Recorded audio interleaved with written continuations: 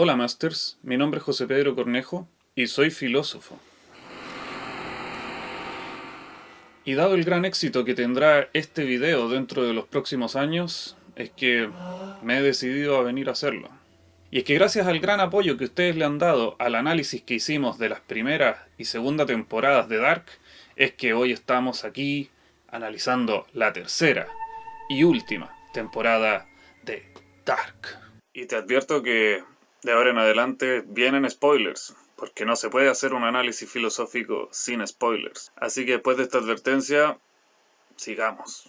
Lo primero que tenemos que tener claro al ver esta tercera temporada es que los acontecimientos transcurren, en su mayoría, en un mundo paralelo al que hemos visto en las temporadas 1 y 2. Y así el relato se complica porque no solamente estamos teniendo saltos entre el presente, el futuro y el pasado, sino que además entre un mundo y el otro. En este nuevo mundo paralelo aparecen prácticamente los mismos personajes, pero con pequeñas variaciones. Por ejemplo, Katarina está divorciada de Ulrich. Magnus aparece como en una especie de versión emo, con pelo negro y tatuajes. Ulrich está casado con Hannah y es jefe del departamento de policía. Bartosz, por su parte, es una especie de nerd. El tuerto ahora es manco. Y la casa de Jonas aparece como una especie de negativo entre la izquierda y la derecha. Pero lo más interesante es que en este mundo paralelo, Mikkel no ha desaparecido. Y por lo tanto, ni Michael ni Jonas existen. Este es el mundo del que ya nos habló Claudia. Incluso antes de que apareciera Marta rescatando a Jonas el día del apocalipsis. Y bueno, tal como en las temporadas 1 y 2 estaba todo cargado de enorme simbolismo, esta temporada no es la excepción. Por ejemplo, en esta temporada aparece un personaje nuevo, muy peculiar, un personaje tripartito. Se trata de un hombre que siempre está acompañado de un niño y un viejo, quienes a su vez son sus mismas versiones temporales. Los tres son la misma persona, de tal modo que es un personaje que al mismo tiempo es niño, adulto y viejo. Lo cual me hace recordar, por ejemplo, el enigma de la esfinge en el mito de Edipo. Se trata de una representación de la vida humana, una representación del tiempo, pasado, presente y futuro. Al ver este personaje tripartito es imposible no pensar en la figura del dios cristiano, el dios uno y trino. En este caso se ve un personaje pero tres personas, del mismo modo como el dios cristiano es un dios y tres personas. Solo que en este caso es evidente notar que este personaje no es Dios, sino más bien un resultado de la naturaleza que se está ofreciendo en esta serie, en este mundo ficticio. ¿Qué es lo que nos querrá decir esto? ¿Será que de una u otra manera todo Dios es de una u otra forma resultado de una naturaleza? Otro símbolo que me parece muy interesante es que Jonas del futuro llega con los supervivientes, por accidente, al año 1888, donde quedan varados. Y esto lo encuentro muy interesante porque creo que no es una coincidencia que este número contenga 3 ochos, puesto que el 8, al igual que el signo del infinito, representan una curva lemniscata, el símbolo del infinito. Un símbolo del tiempo. En este año, por lo tanto, tenemos una representación que usa el número 3, que ha sido un símbolo muy importante en toda la serie, y además la mezcla con el tema del infinito, que sabemos que es fundamental en todo este relato. Al ver esta temporada, lo primero que llama la atención es que en el título hay una letra dada vuelta, y es nada más y nada menos que la letra R, la R de Realität, la R de realidad. Un claro símbolo para todo lo que viene en esta temporada. Así que una vez que ya hemos tocado este tema, vámonos directo a lo que nos interesa. Hablemos del tiempo. Ya desde el primer capítulo de esta tercera temporada se confirma la interpretación que hicimos en el video anterior de la estructura del tiempo, a través de el ejemplo de la banda de Moebius. Esto se puede ver claramente en la exposición que Bartosz está haciendo en la escuela. Allí se puede ver que él está hablando de los hoyos negros y de los agujeros de gusanos utilizando la curva lemniscata, que es la que también Marta está dibujando en su cuaderno. Una curva cuya representación es muy similar, aunque no idéntica, a la banda de Moebius. Él ejemplifica cómo estaría constituido este tiempo a través de una curva lemniscata que tiene 2 agujeros negros en sus extremos, 2 agujeros de gusano. Y entonces aquí es cuando empiezan a pasar cosas extrañas, más extrañas. En un momento podemos ver que Jonas del futuro, en el año 1888, no reconoce a Marta del mundo paralelo, a pesar de que lo debería haber hecho. Y luego lo vemos soñando con el día del apocalipsis, un sueño en el cual Marta nunca llega. Y este sueño aparece como una especie de trauma, como una especie de recuerdo vívido que él tiene. Esto ya nos empieza a plantear problemas. Al parecer, los Jonas que aparecen en la tercera temporada no son el mismo. Y esto se explica a través de una especie de comunicado que se da en la radio, en el cual se teoriza que el día del apocalipsis el tiempo se habría detenido un nanosegundo, creando una divergencia. El día del apocalipsis, Jonas se ha desdoblado. Según lo que se explica, podríamos comprender que en este tiempo dimensional, siempre presente, el cual ya explicamos en el capítulo anterior, en el punto del apocalipsis se genera un nuevo bucle conectado a este punto. Se trataría de un mundo paralelo. Esto se explica a través del ejemplo del gato de Schrödinger. La representación del tiempo, según esta nueva concepción, sería la de 2 tiempos recurrentes, cada uno con la forma de una banda de Moebius que estarían intersectándose en un punto, formando entre ellos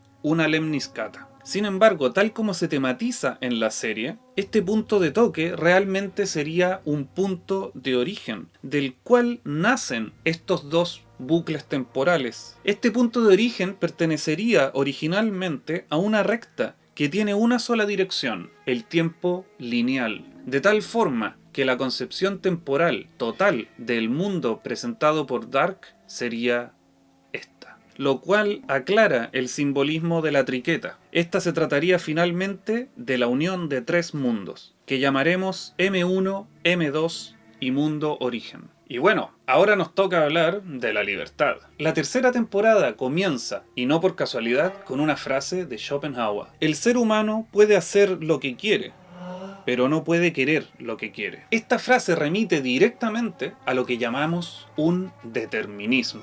Es decir, que todo ocurre por necesidad. Según esta concepción determinista, la libertad es realmente aparente. Y aquello que queremos, que creemos que es lo que realmente representa nuestra libertad, pues no lo hace realmente, porque eso que queremos no lo podemos elegir, sino que lo necesitamos. Lo cual nos muestra que realmente nuestra subjetividad, lo que nosotros somos, está circunscrita dentro de una naturaleza llena de fuerzas y movimiento.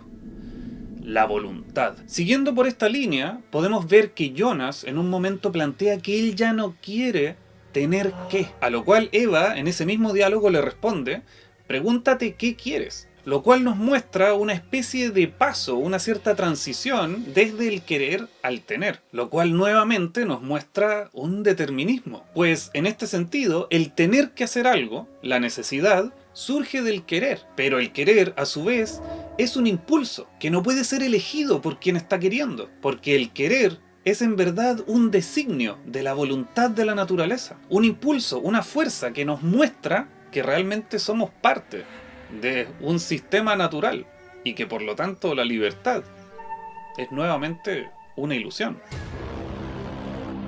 Respecto a esto, Jonas plantea: todo este tiempo he hecho lo que otros querían que hiciera. Y por lo mismo, camino a la central nuclear, se plantea la pregunta: ¿qué pasa si en vez de detener el apocalipsis lo provocan ellos mismos? Lo cual revela un claro aprendizaje luego de los acontecimientos en torno al suicidio de su padre. Y por lo demás, es hermoso ver que en una serie de televisión los personajes aprendan, cosa que en las series gringas es muy difícil de ver. Y bueno, tal como ya vimos en el capítulo anterior, la libertad se presenta de una u otra forma como una especie de apertura de futuro. Y por lo tanto, si tomamos esta idea y la confrontamos con el determinismo que se está planteando, vamos a ver que la historia de Jonas, Adán y Marta, Eva, se trata de una lucha contra el futuro. De tal modo que la pregunta filosófica rectora de esta serie, la pregunta que está a la base de este planteamiento, sería la siguiente: ¿qué sería de nuestra libertad si las posibilidades fueran reales? O en otras palabras,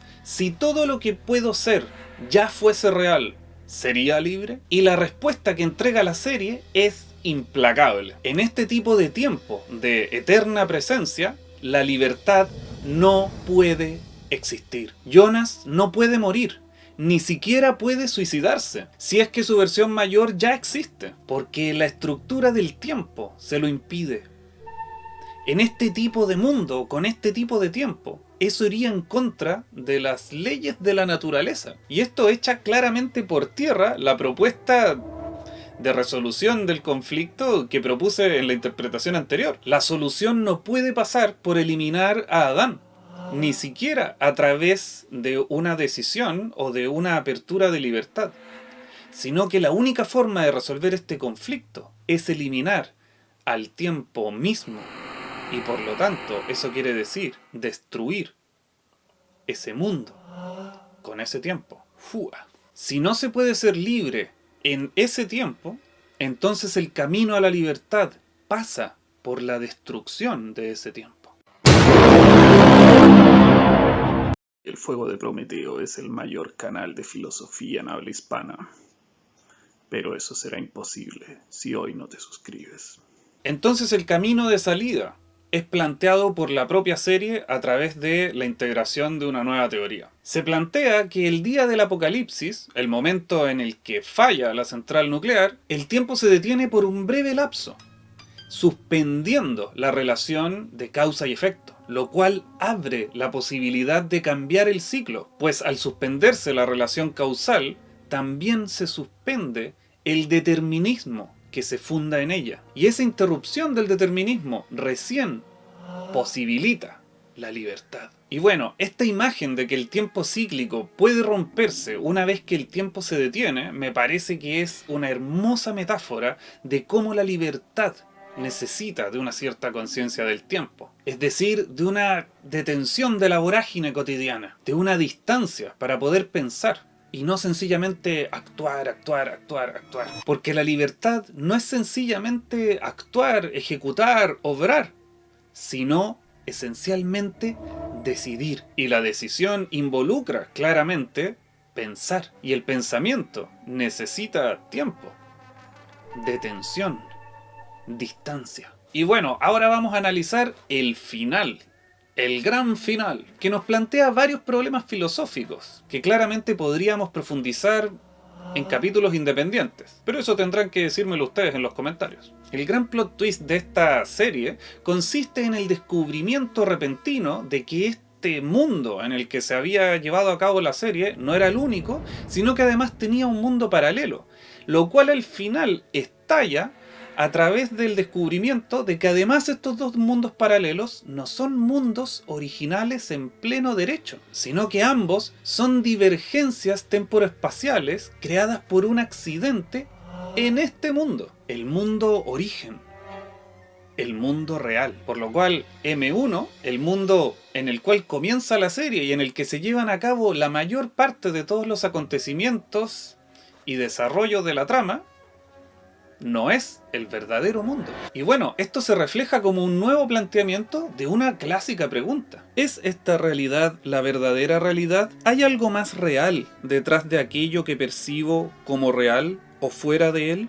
¿Qué tal si todo lo que he experimentado como real no es más que una ilusión, un sueño, un engaño? Este es el clásico problema del cerebro en la cubeta, que ya fue planteado por Descartes a través del experimento mental del genio maligno, pero que podemos ver en muchas otras formas a través de planteamientos como el de Matrix, que presenta este problema textualmente. Pero aunque esta pregunta pareciera ser realmente profunda e importante tanto para la ciencia como para la filosofía, resulta que en corrientes filosóficas que se preocupan de describir las estructuras que posibilitan la experiencia humana, como la fenomenología, este problema es considerado como el no problema filosófico por excelencia.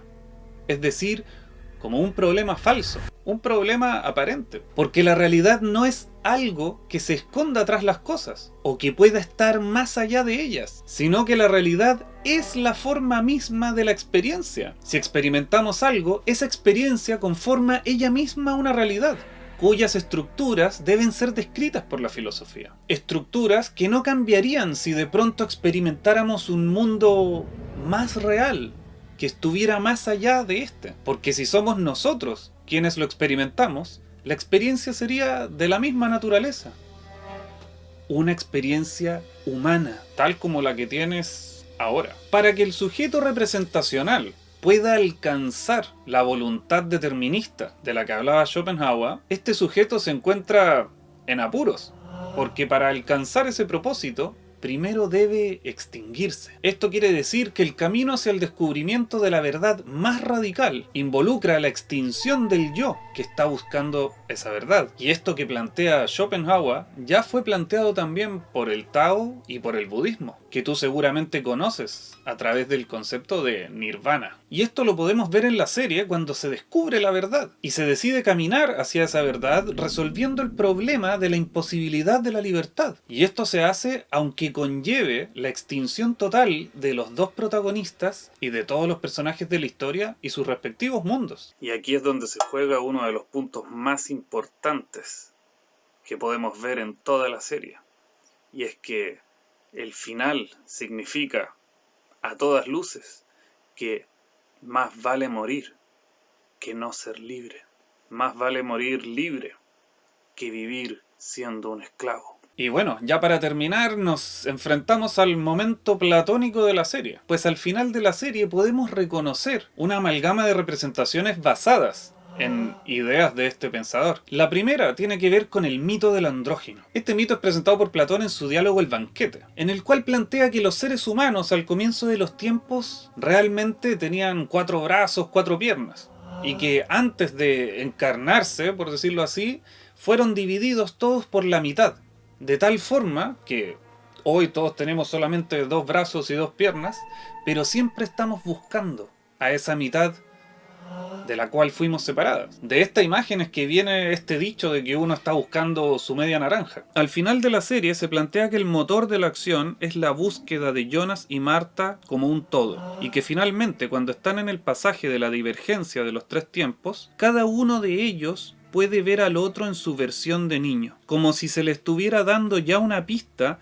de a quién tienen que buscar en ese nuevo mundo que van a descubrir. Y esto último nos hace saltar al siguiente tema platónico, la preexistencia del alma. Al final de la serie, a pesar de que estos dos personajes ven al otro en su versión de niños en el mundo de origen, finalmente se extinguen, desaparecen. Sin embargo, lo último que se anuncia en la serie es que en el mundo de origen va a nacer Jonas. Esto sugiere que ellos han dejado de existir en estos mundos virtuales divergentes para pasar a existir en el mundo de origen, donde deben buscarse. Esto sugiere que ellos han dejado de existir en estos mundos virtuales divergentes para pasar a existir en el mundo de origen, donde deben buscarse. De tal forma que este final de la serie estaría operando como una amalgama entre estas dos teorías, la preexistencia del alma y el mito del andrógino.